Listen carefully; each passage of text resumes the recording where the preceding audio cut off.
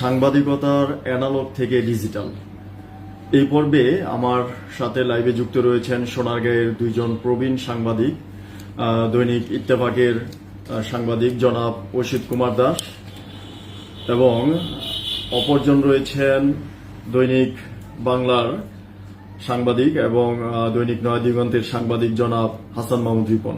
দর্শক, আমরা আজকে যে বিষয়টি নিয়ে কথা বলবো, পূর্বে আমরা একটি পর্ব করেছিলাম।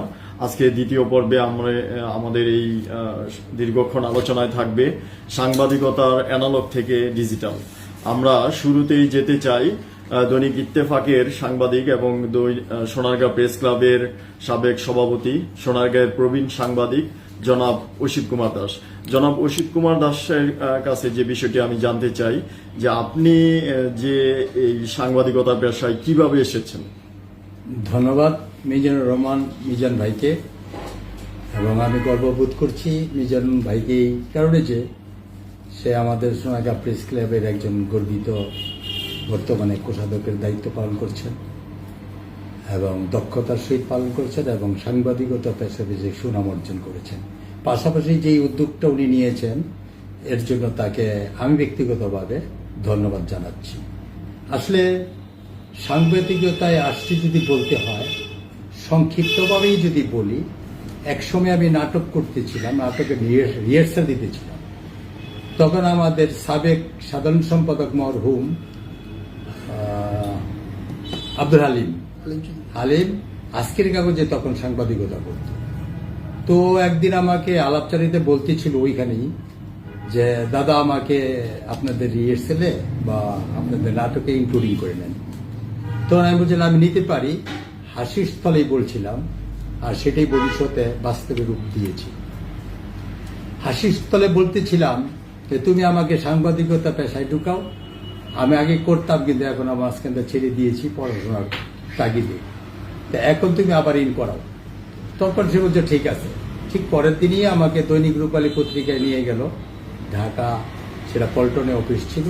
সেই থেকে আমি রূপালীতে লেখালেখি করি, রিপোর্ট করি। তো 2-1 বছর করার পর সেখান থেকে আমি ইত্তেফাকে অ্যাপ্লাই করলে আমার শ্রদ্ধেয় মুরব্বী আবার আমার কাকা বারবি হাসান চেয়ারম্যানের সহযোগিতায় উনি আমাকে মরহুম কবির সাহেবের কাছে নিয়ে গেলেন। সেইখানে নিয়ে আমার ইত্তেফাক বলে গেল যে আমার ভাতিজা তোর হাতে দিয়ে গেলাম। তখন উনি আমাকে সেই ইত্তেফাকে রিপোর্ট করার জন্য বললেন। দীর্ঘ 3 বছর রিপোর্ট করার পর আমি ইত্তেফাকের কার্ড পাই। এইভাবেই আমার সাংবাদিকতা পেশায় আমি জড়িত। তবে সোনারগাঁ প্রেস ক্লাবের প্রতিষ্ঠা লগ্ন থেকেই আমি সদস্য, সেটা অনেক আগের থেকেই। এর আগেও ছোটখাটো অল্প বেশি এত গুরুত্ব ছিল না, লেখালেখি করতাম। ধন্যবাদ সোনারগাঁয়ের প্রবীণ সাংবাদিক জনাব অসিত কুমার দাস। দর্শক, যেমনটি তিনি বলেছিলেন যে যেভাবে সাংবাদিকতায় আসা, আমরা মূলত আজকের যে বিষয়টি নিয়ে কথা বলবো বলে লাইভে এসেছি, সে বিষয়টি আবারও আমি রিপিট করছি যে সাংবাদিকতার অ্যানালগ থেকে ডিজিটাল। আজকে আমরা খুঁজে দেখব সাংবাদিকতার অতীত এবং বর্তমান আর ভবিষ্যতে সাংবাদিকতায় কি হতে চলেছে, আমরা সেই বিষয়গুলোই নিয়ে পর্যালোচনা করব। আমি এই পর্যায়ে আসতে চাই আমাদের অপর সহকর্মী যিনি লাইভে যুক্ত রয়েছেন আমার সাথে, দৈনিক বাংলার সাংবাদিক এবং দৈনিক নয়াদিগন্তের সাংবাদিক, সোনারগাঁয়ের প্রবীণ সাংবাদিক হাসান মাহমুদ রিপন। আমি জনাব হাসান মাহমুদ রিপনের কাছে যে বিষয়টি জানতে চাই যে আপনি কিভাবে এই পেশায় যুক্ত হলেন, যদি বলতেন। ধন্যবাদ। আমার সহকর্মী ছোট ভাই মিজানুর রহমান মামুন। আমি ছোটবেলা থেকে যখন আমি হাই স্কুলে পড়াশোনা করছি তখন থেকে আমি লেখালেখির সাথে জড়িত। আমি ছড়া কবিতা লিখতাম। ছড়া কবিতা লেখার ছলেই 1992 সালে আমি সাংবাদিকতা শুরু করি। তখন আমি পত্রিকায় একটা বিজ্ঞপ্তি পাইছি, যাত্রাবাড়ির এক পত্রিকার নামটা আমার স্বাধীন কি পত্রিকার নামটা, ওখানে বিজ্ঞপ্তি দেখে আমি চিঠি পাঠাইছি। তো ওখান থেকে আমার আবার রিপ্লাই একটা চিঠি দিচ্ছে। ওই পত্রিকা দিয়ে আমি 1992 সালে সাংবাদিক শুরু করি। পরবর্তীতে আমি 1993 সালে আমি আজকের আওয়াজ নামে পুরান ঢাকার একটা পত্রিকা আছে, ওই পত্রিকাতে আমি যুক্ত হই। ওইখান থেকে যেহেতু আমি সোনারগাঁ প্রতিনিধি কাজ করি, লেখালেখির সাথে করি, প্রেস ক্লাবের সাথে ইনভলভ হই। হ্যাঁ, 92 সাল থেকে প্রেস ক্লাবে আমার শ্রদ্ধা মরহুম পাউল মোশাররফ ওনার মাধ্যমে আমি সোনারগাঁ প্রেস ক্লাবের সাথে আমি ইনভলভ হই। হ্যাঁ, 92 সাল থেকে আমি শুরু থেকে ইনভলভ হই। এর আগে থেকে প্রেস ক্লাব যারা ছিল, হ্যাঁ, তাদের সাথে আমার সুসম্পর্ক ছিল। হ্যাঁ, ওইখান থেকে আমি এই সাংবাদিকতা শুরু করি এবং বর্তমানে আমি সাংবাদিকতা আছি। ধন্যবাদ প্রবীণ সাংবাদিক জনাব হাসান মাহমুদ রিপন। হাসান মাহমুদ যেমনটি বলছিলেন যে তিনি কিভাবে সাংবাদিকতা পেশায় এসেছেন সেটি বলেছেন, পাশাপাশি একটি সংগঠনের নাম বলেছেন। আমরা যদি সেই সংগঠনটির ইতিহাস তাদের মুখ থেকে জানতে চাই, যে সোনারগাঁ প্রেস ক্লাব কথাটি আপনাদের দুইজনের কাছ থেকে এসেছে। আমি জানতে চাই যে সোনারগাঁ প্রেস ক্লাব কত সালে প্রতিষ্ঠা হয়েছিল এবং এটার প্রতিষ্ঠার পিছনে কারা কাজ করেছিলেন এবং বর্তমানে এই সাংবাদিক সংগঠনের বর্তমান অবস্থা কি, সেই বিষয়টি যদি বলতেন। ধন্যবাদ। আমি যে শুনেছি 1987 সাল থেকে 27 সালে এই প্রেস ক্লাব প্রতিষ্ঠা হয়।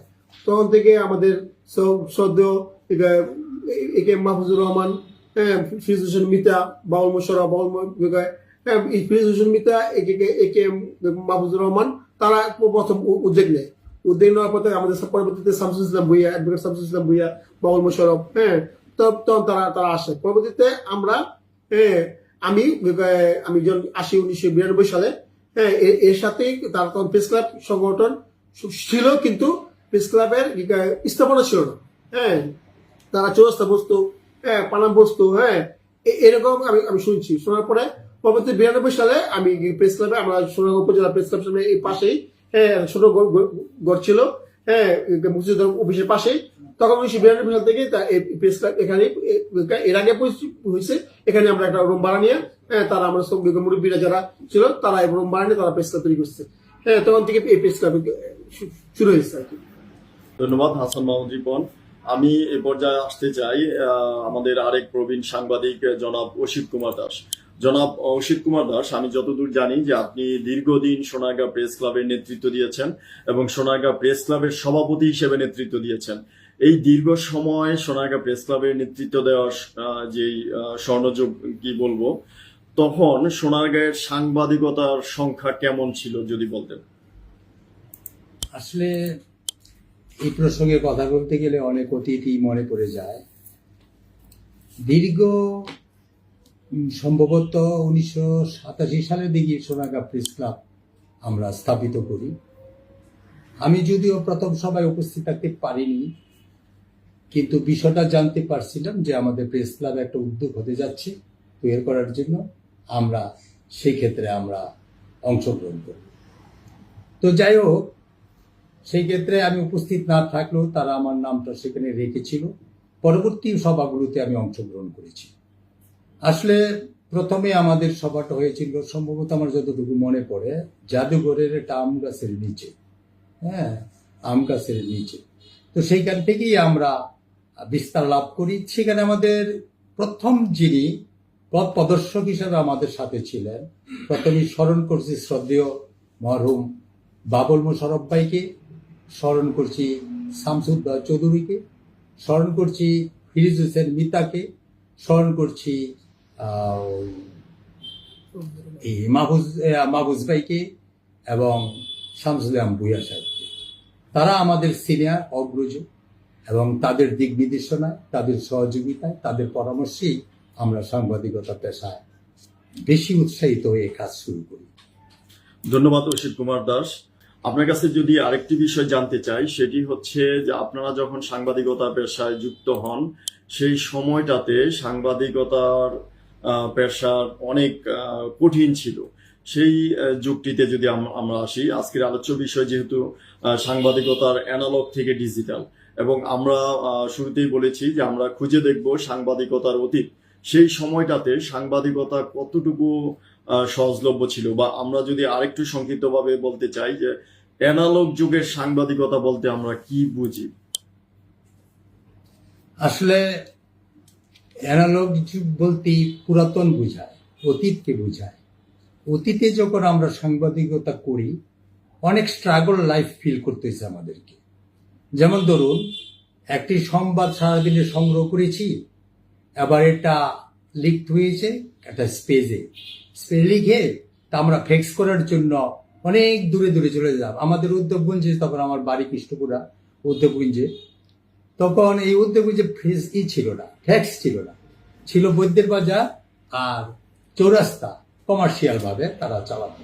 আমার যতটুকু মনে পড়ে 1 পিস 10 টাকা।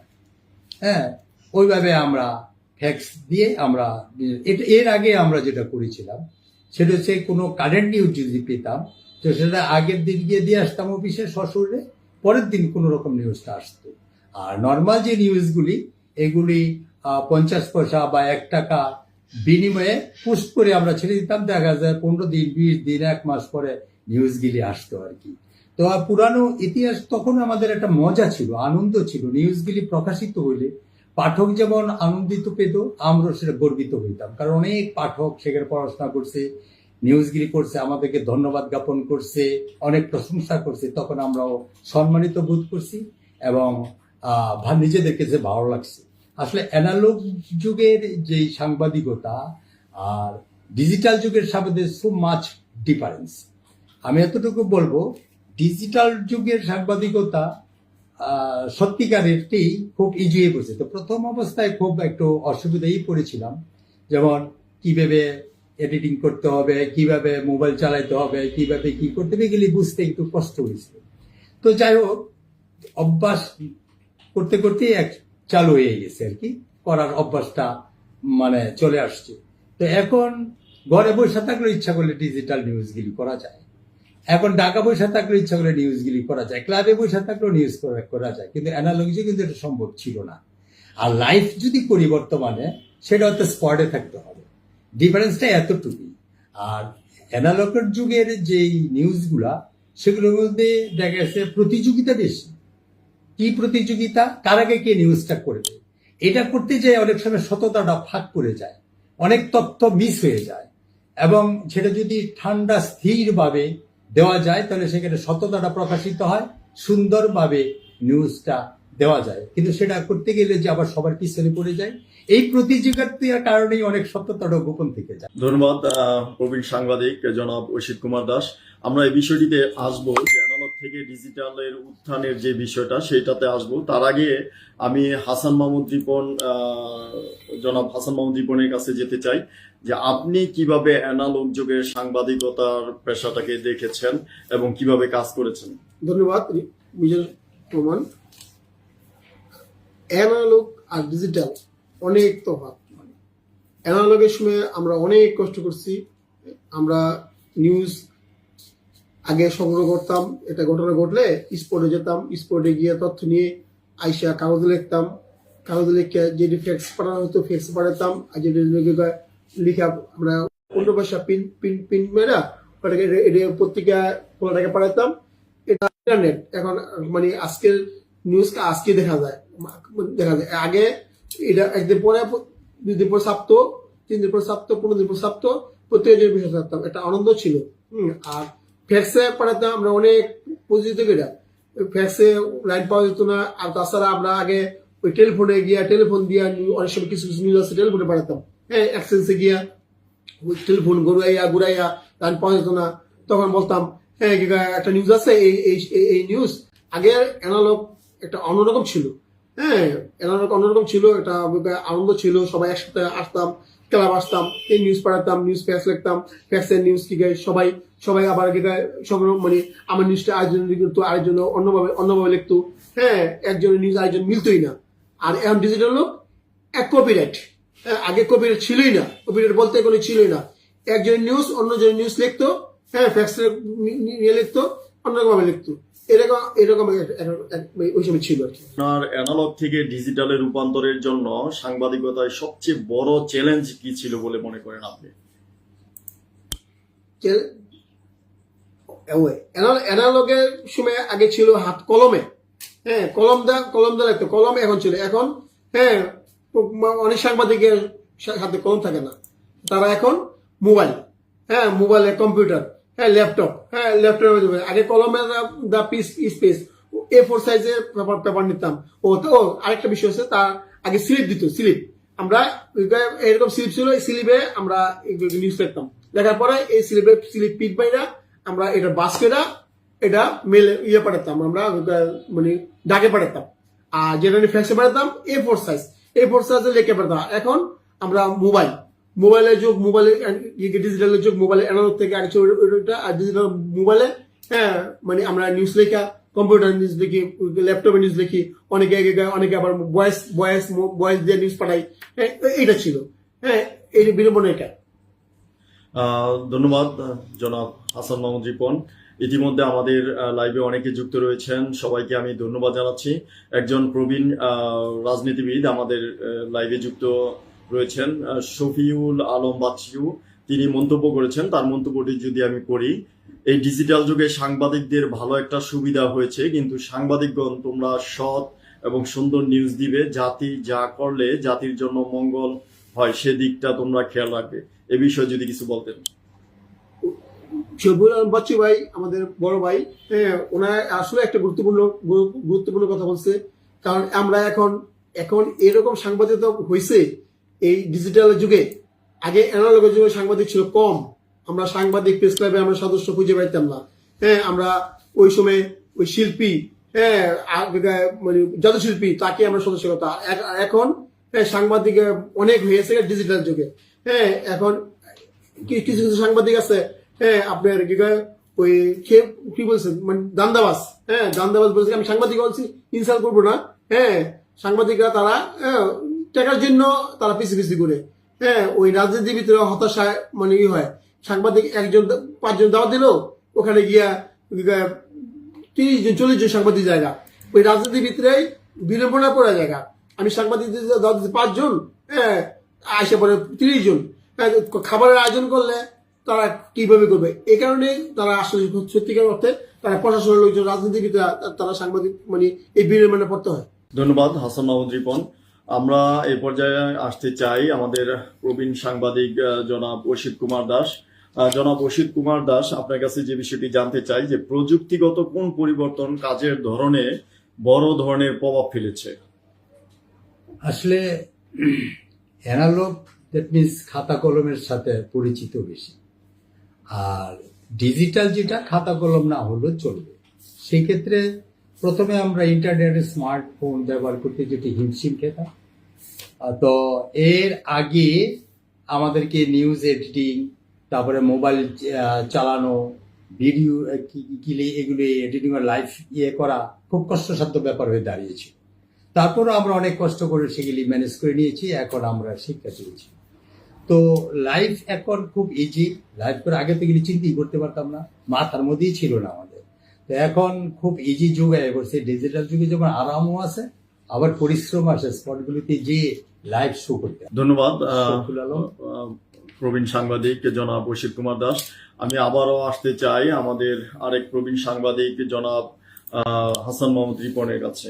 হাসান মাহমুদ রিপনের কাছে যে বিষয়টি জানতে চাই যে যখন অ্যানালগ যুগের সাংবাদিকতার সাথে যুক্ত ছিলেন, সেই সময়টাতে আপনারা যেভাবে রিপোর্টিং করতেন, এই বর্তমান ডিজিটালাইজেশনের যুগে, ডিজিটাল যুগে আপনার যে সাংবাদিকতার পেশা, এখন একজনের কপি পেস্ট করা নিউজ, তারপর হচ্ছে প্রতিযোগিতামূলক যে নিউজ, এই নিউজের কারণে পুরাতন এবং নতুন সাংবাদিকতার মধ্যে যে বিশ্বাসযোগ্যতা, সেই বিশ্বাসযোগ্যতার পার্থক্য কিভাবে আপনি দেখছেন? বুঝতে পারছি বিষয়টা হলো, আমরা আগে অ্যানালগ যখন সাংবাদিকতা করতাম, তখন আমরা নিউজ সংগ্রহ করতে গিয়ে আমরা সাংবাদিক খুঁজে পেতাম না। তখন সাংবাদিক ছিল কম।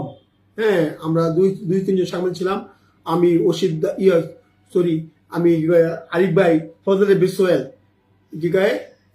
হালিম চৌধুরী এবং জিলানি ভাই, আমরা এই 5-6 জন আমরা একসাথে মানে নিউজ সংগ্রহ করতাম। তখন নিউজ সংগ্রহ করতে গেলে আমরা তথ্য করতাম। আর বর্তমান নিউজ সংগ্রহ করতে গেলে মানে অনেক সাংবাদিক, একটা আমরা কোনো দাওয়াত দিলে আমরা যাই না। কেন যাই না?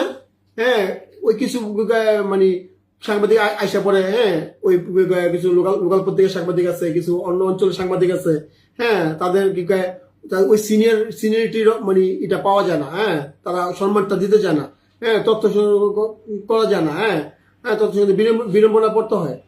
তাছাড়া আপনার কি ওই বর্তমান ডিজিটাল সাংবাদিকতায় ওরা অনেক মানে পাওয়া যায়, মানে ধরেন তথ্য আমি কি কয়, এক জায়গায় গেল, আমি না গিয়ে আয়োজন থেকে যারা গেল তথ্য সংগ্রহ ছিল তাদের থেকে সংগ্রহ করে নিলাম।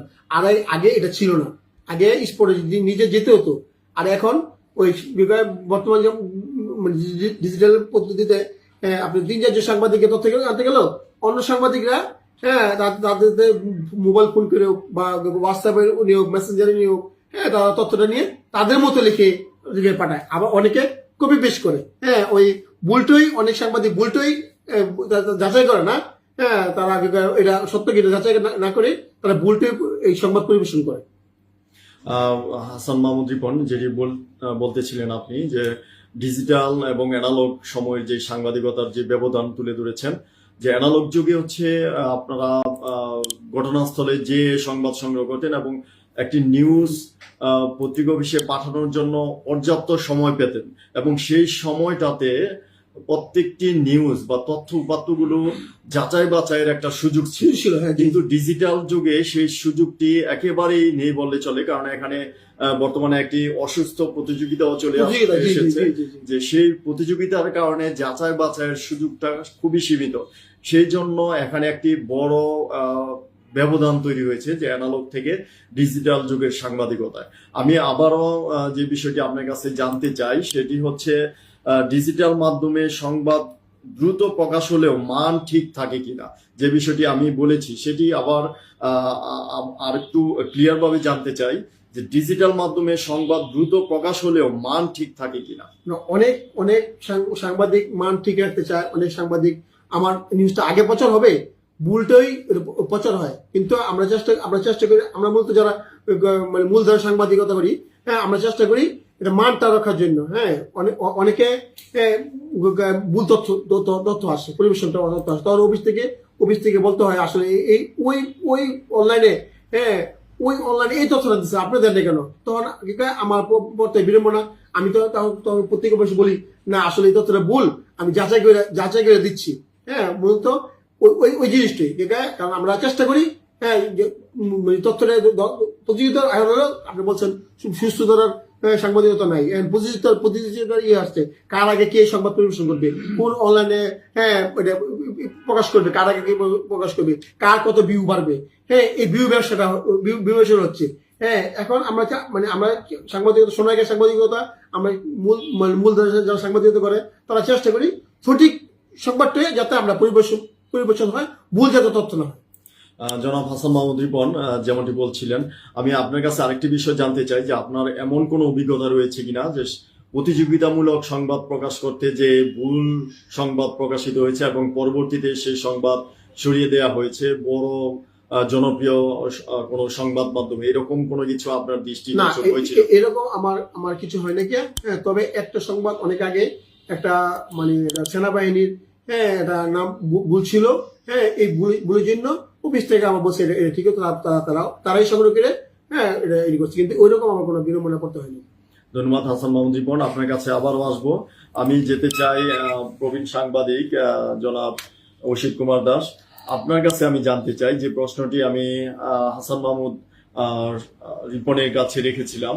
আমি যে বিষয়টি জানতে চাচ্ছি যে আমাদের এই যে ডিজিটালাইজেশনের যুগ, আপনারা যেমনটি বলতেছিলেন যে অ্যানালগ যুগে সংবাদ যাচাই বাছাইয়ের একটা বড় সুযোগ ছিল, কিন্তু বর্তমান যুগে সেই যাচাই বাছাইয়ের জায়গাটা অনেক সীমিত হয়েছে। কারণ হচ্ছে এখানে মাল্টিমিডিয়া একটা বিজনেসের জায়গা, সেই জায়গাটিতে কে কার পূর্বে নিউজ প্রকাশ করবে এমন একটি প্রতিযোগিতা রয়েছে।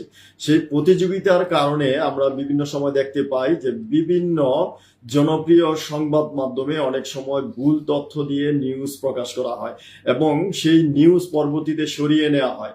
এরকম কোনো দৃষ্টান্ত আপনার নজরে আসছে কিনা? আসলে ডিজিটাল যুগে সংবাদ দ্রুত প্রকাশ করার একটা প্রধান হাতিয়ার হিসেবে দাঁড়িয়ে গেছে। আর এই ডিজিটাল যুগে সবসময় সততা টিকিয়ে রাখা যায় না। যেমন অ্যানালগ যুগে আমরা সততা বজায় রেখে নিউজ করেছি এবং সেটার একটা প্রতিক্রিয়া ছিল, কিন্তু এখন কিন্তু এই দ্রুত, আগে বলেছিলাম যে ডিজিটাল যুগে সংবাদ কার আগে কে প্রকাশিত করবে, এই যে একটা প্রতিযোগিতা, এই প্রতিযোগিতায় আমাদের সুস্থ ব্রেনকে অসুস্থ বানিয়ে তুলেছে, যার জন্যই এই সুস্থ মস্তিষ্কে নিউজগুলি খুব দ্রুততম করতে যে আসলে অনেক তথ্য ভুলভ্রান্ত হয়ে যায়, যার জন্যই আমরা সুস্থ ব্রেনে ওই নিউজগুলি করতে পারিনি। তবে হ্যাঁ, ভুল নিউজের কারণে কোনো পত্রিকায় পুনরায় সংশোধন করে প্রকাশিত হচ্ছে এমন নজির আমার নাই, আমি দেখিনি। ধন্যবাদ অসিত কুমার দাস। হয়তোবা বিষয়টি আপনার নজরে আসেনি। আমরা এমন অনেকগুলো ঘটনাই দেখেছি যে চলচ্চিত্র অভিনেতা এবং গীতিকার, বিশিষ্ট গীতিকার একজনের আমরা দেখেছি যে হাসপাতালে ভর্তি হয়েছিলেন এবং তাকে মৃত ঘোষণা করা হয়েছিল। পরবর্তীতে দেখা গেল সেই নিউজটি আবার সরিয়ে নেওয়া হয়েছে এবং এটি খুবই দুঃখজনক, কারণ এই ধরনের যেই ফেক নিউজ প্রকাশ সেটি আমাদের জন্য খুবই কষ্টদায়ক। কারণ আমরা অনেক সময় দেখতে পাই যখন একটি নিউজ প্রকাশ করা হয় যে একজন অসুস্থ ব্যক্তিকে মৃত ঘোষণা করা হয়, তখন তার আত্মীয় স্বজনের মধ্যে কিন্তু একটি সুখের ছায়া নেমে আসে।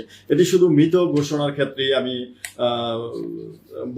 বলবো না, আরো বিভিন্ন ক্ষেত্রে আমরা দেখি যে ভুল তথ্য দিয়ে নিউজ প্রকাশ হয় এবং সেটি কিন্তু পারিবারিক, সামাজিক এবং রাষ্ট্রীয়ভাবে অনেক ধরনের ক্ষতিগ্রস্ত হয়। সেই বিষয়টি অবশ্যই আমাদের সজাগ থাকতে হবে, সতর্ক থাকতে হবে। আমি এই বিষয়টি নিয়ে আবারও আসতে চাই আমাদের প্রবীণ সাংবাদিক হাসান মাহমুদ রিপনের কাছে। হাসান মাহমুদ রিপন এই বিষয়টিতে কিছু বলতে চান। ধন্যবাদ। হ্যাঁ, এখন আসলে আমরা অনেকে ডিজিটাল যুগে ফেক নিউজ তৈরি হয়, যেটা নিয়ে ভুল তথ্য, ধরেন কথা উমুক নায়ক মারা গেছে, হ্যাঁ, ফারুক মারা গেছেন, এরকম ইমতিয়াজ আহমেদ গীতিকার, হ্যাঁ, ইমতিয়াজ আহমেদ বুলবুল ওনা মারা গেছেন ফেকারি, এইগুলিতে তারপরে আরো অনেক এটিএম শামসুজ্জামান, হ্যাঁ, মারা গেছে, এরকম একটা নিউজ ফেক নিউজ দেওয়া হয়।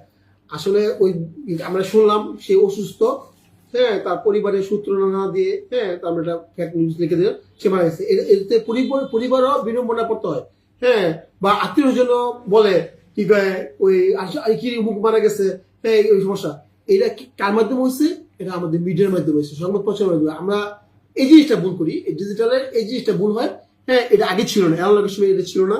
হ্যাঁ, অ্যানালগের সময় যাচাই করে এই করতো।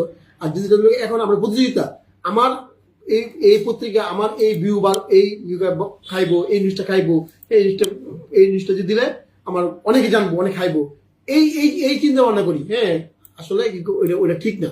আমরা যাচাই করে দেওয়া উচিত, প্রকাশ করা উচিত।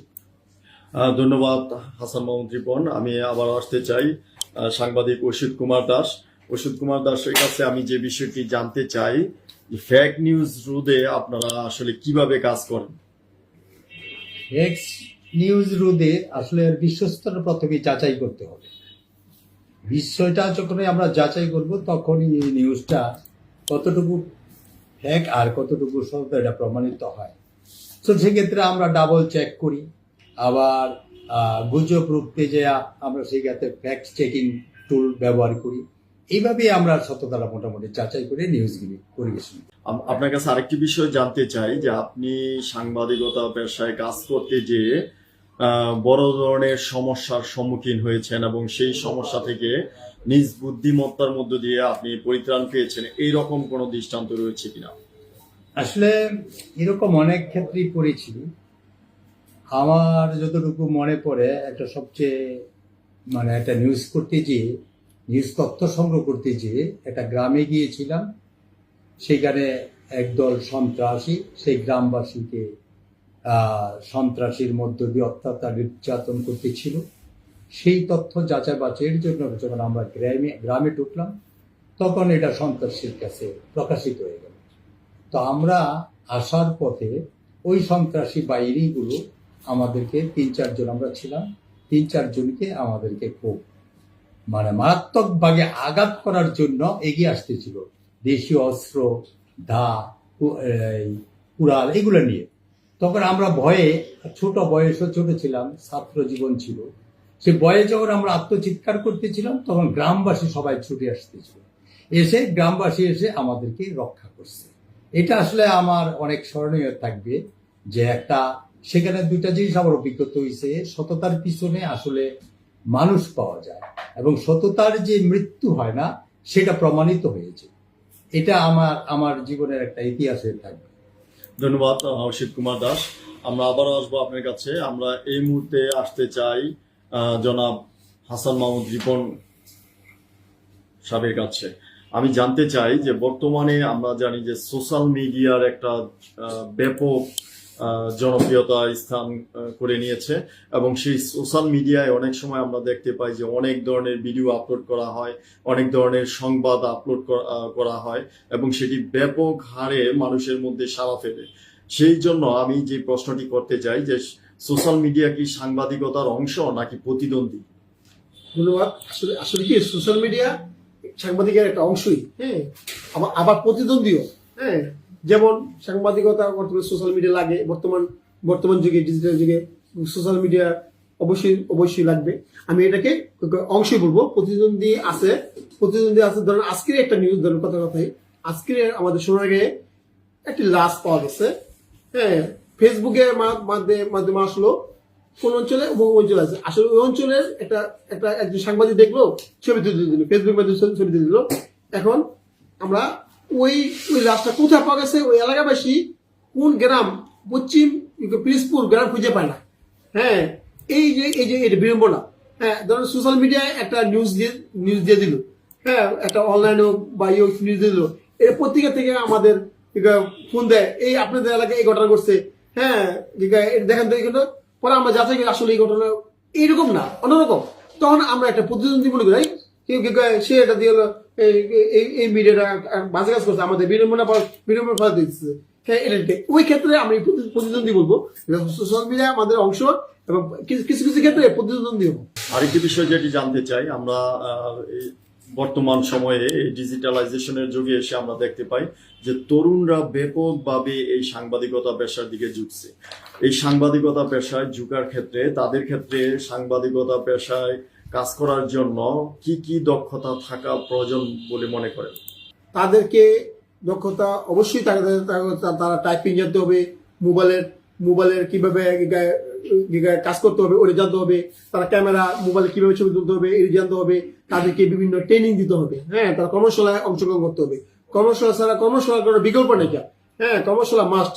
তারপরে মাঠে ঘাটে কাজ করে অভিজ্ঞতা কিছু কিছু অর্জন হয়। হ্যাঁ, ওইটা আমি তাদেরকে বলবো। হ্যাঁ, তারা কাজ শিখুক, কাজ জানুক। হ্যাঁ, কিন্তু সঠিক জিনিসটা যাতে সঠিকভাবে শিখুক, সঠিকভাবে যেন সঠিক জিনিসটা উপস্থাপন করুক। ধন্যবাদ হাসান মাহমুদ রিপন। আমরা আবারও যেতে চাই আমাদের প্রবীণ সাংবাদিক অসিত কুমার দাস। আমি জনাব অসিত কুমার দাসের কাছে যে বিষয়টি জানতে চাই যে ভবিষ্যতে এআই বা প্রযুক্তি সাংবাদিকতার কি পরিবর্তন আনবে বলে মনে করেন? এআই তথ্যটি বিশ্লেষণ সহজ করবে, তবে মানবিক দৃষ্টিকোণ থেকে এবং অনুভবের জায়গাটা এখন মানুষের উপরে নির্ভরশীল। আপনি ভবিষ্যতের সাংবাদিকতাকে কেমন দেখতে চান? ভবিষ্যৎ সাংবাদিক করতে গেলে অবশ্যই টেকনোলজির দক্ষতা আমাকে বাড়াতে হবে এবং একটা জিনিস যে টেকনোলজিতে যে যত বেশি অগ্রগামী, ভবিষ্যৎ সাংবাদিকতায় বা সোশ্যাল মিডিয়ায় সে ততটাই অগ্রগামী, সফলতা লাভ করবে। সংক্ষেপে বলতে গেলে এটি আমরা বুঝাবো। ধন্যবাদ জনাব অসিত কুমার দাস। আমরা আবারও যেতে চাই প্রবীণ সাংবাদিক হাসান মাহমুদ রিপনের কাছে। আমরা হাসান মাহমুদ রিপনের কাছে জানতে চাই যে অ্যানালগ যুগের স্মরণীয় কোনো অভিজ্ঞতা রয়েছে কিনা আপনার সাংবাদিকতা পেশায়? অ্যানালগ যুগে স্মরণীয় অভিজ্ঞতা কি বলবো, আমার তো অনেক এরকম মনে পড়ছে না। হ্যাঁ, মনে পড়ছে না। তবে একটা আছে, মনে আছে, আমরা থানায় একটা নিউজ তুহিন হত্যার সময়, হ্যাঁ, আমাদের কিছু আমাদের সিনিয়র ছিল আমাদের নুরুল আলম সরকার, হ্যাঁ, লেখক এবং ছিল আমাদের প্রেস ক্লাবের লোক না, কিন্তু আমার ছিল ফজলে বিসওয়েল, আমি, হ্যাঁ, নুরুল আলম সরকার, আরো অনেক সাংবাদিক। আমরা ওই তথ্য সংগ্রহ করতে গিয়ে থানায় ঢুকতে দেয় না। হ্যাঁ, সোহেলে ভয়ে আইসা পড়ছে। হ্যাঁ, আমাদের নুরুল আলম সরকার, হ্যাঁ, স্যার, আমাদের স্যার টিচার ছিল, শিক্ষক ছিল। হ্যাঁ, ওনার বুঝে আটকে রাখছে। হ্যাঁ, ওনার আটকে রাখছে। ওনার সাংবাদিকতা করে না, ওনার লেখালেখির সাথে জড়িত। হ্যাঁ, ওনার আটকা রাখছে। হ্যাঁ, তা আমরা ওই ওনাকে ছুটে জানতে গিয়ে আমাদের চিনে না সাংবাদিক কি। হ্যাঁ, সাংবাদিক মানে কিসের সাংবাদিক, আপনার কিসের সাংবাদিক, উল্টাপাল্টা থানা পুলিশ নতুন আসছে, আমাদের চিনে না, উল্টাপাল্টা ওনার কথা বলছে। এরকম একটা আমরা আগে বিড়ম্বনা করতে হয়েছে আমাদের। আপনার কাছে আরেকটি বিষয় যেটি জানতে চাই যে আপনার দীর্ঘ সাংবাদিকতা পেশায় দীর্ঘ সময় অতিবাহিত করেছেন। এই দীর্ঘ সময় সাংবাদিকতা অতিবাহিত করার মধ্যে আপনি কিসের সবচেয়ে বেশি গর্ববোধ করেন? গর্ববোধ করি বলতে, আমি এখন সাংবাদিকতা আছি, এটাই আমাদের শুরু থেকে আছে, এটাই আমার গর্ব।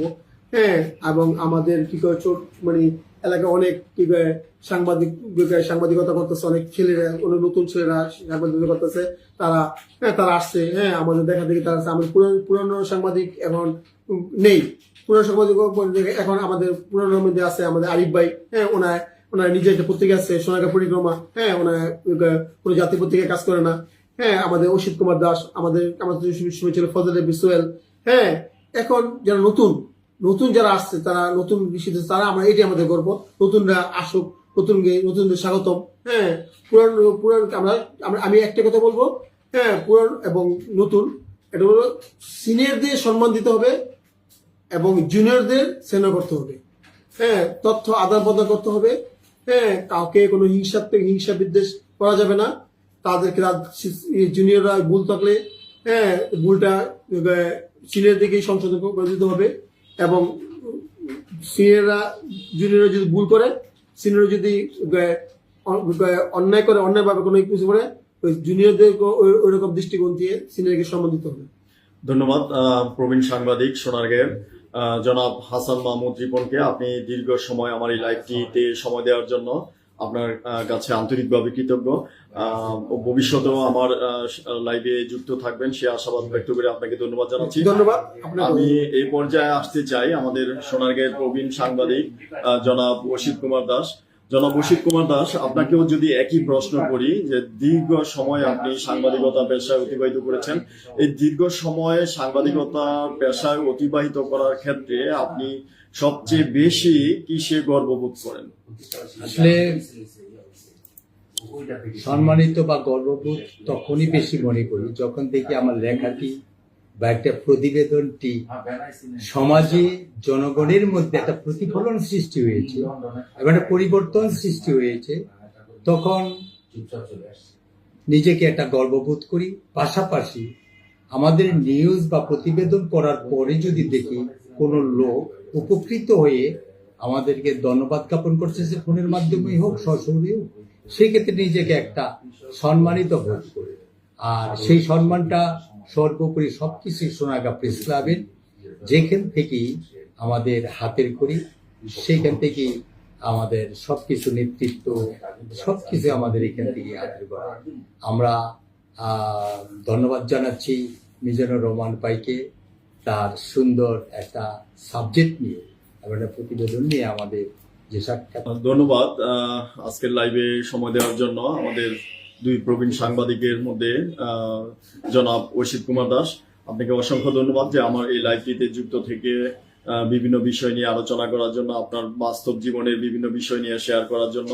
আসলেই একজন সাংবাদিক তখনই গর্ববোধ করেন যখন তিনি একটি প্রতিবেদন প্রকাশের পর সেই প্রতিবেদনের প্রতিক্রিয়া প্রকাশ পায় এবং সেই প্রতিবেদনের পরিপ্রেক্ষিতে যখন ব্যবস্থা নেওয়া হয়, সেটা যে কোনো অ্যাঙ্গেল থেকে হতে পারে, যে কোনো বিষয়ের উপর বা প্রতিবেদন হতে পারে। সাংবাদিকতার গর্ব তখনই যখন সেই প্রতিবেদনের পরিপ্রেক্ষিতে সেই বিষয়ে ব্যবস্থা নেওয়া হয় বা সেই সমস্যার সমাধানে প্রশাসন এগিয়ে আসে বা স্থানীয়রা এগিয়ে আসে। আসলে আমরা আজকে দীর্ঘ সময় যে বিষয়টি নিয়ে কথা বলেছি, আমরা শুরুতেই বলেছি যে সাংবাদিকতার অতীত থেকে বর্তমান এবং ভবিষ্যৎ কি হতে যাচ্ছে সেই বিষয়গুলো নিয়ে কথা বলবো। এবং আমরা দীর্ঘ সময় খুঁজে বেরিয়েছি যে সাংবাদিকতার অতীত কেমন ছিল, বর্তমান কেমন চলছে এবং ভবিষ্যৎ কেমন হবে, সেই বিষয়গুলো নিয়েই আমরা কথা বলেছি। এই দীর্ঘ সময়ের আলোচনার মধ্যে যদি কোনো ধরনের আমাদের এই আলোচনায় কোনো ত্রুটি বিচ্যুতি আপনাদের নজরে আসে, অবশ্যই আপনারা সেই বিষয়গুলো ক্ষমা সুন্দর দৃষ্টিতে দেখবেন। আপনাদের পরবর্তী লাইভে আপনারাও আমাদের সাথে থাকবেন সে আশাবাদ ব্যক্ত করে সবাইকে ধন্যবাদ জানিয়ে আজকের লাইভটি এখানেই শেষ করছি। আসসালামু আলাইকুম।